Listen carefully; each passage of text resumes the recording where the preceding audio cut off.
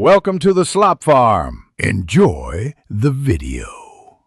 In this video, I will explain how to test a Honda O2 sensor with a multimeter. First, locate the oxygen sensor on your Honda. It's crucial to ensure the engine is completely cool to avoid burns.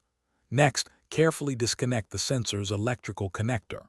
Finally, prepare your multimeter by setting it to the resistance, or ohms, setting, which is essential for our initial test.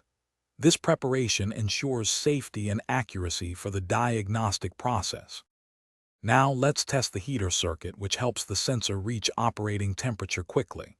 Identify the two wires dedicated to the heater. They are often the same color. Connect your multimeter leads to these two wires. A healthy heater circuit should display a resistance reading typically between 10 and 40 ohms. If your multimeter shows an infinite resistance, or all, it indicates an open circuit, confirming the heater is faulty and the sensor needs replacement. For the signal voltage test, reconnect the O2 sensor and start your Honda's engine, allowing it to reach normal operating temperature. Carefully back probe the signal wire, which is typically black, and the ground wire, often gray, using your multimeter set to DC voltage.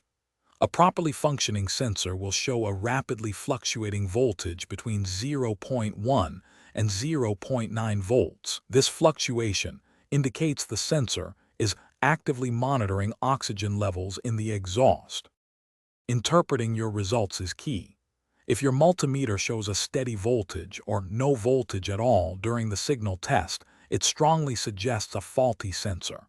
Similarly, a sluggish or slow fluctuation, rather than rapid changes, points to a failing unit. If both the heater circuit and signal voltage tests yield good readings, your O2 sensor is likely functioning correctly.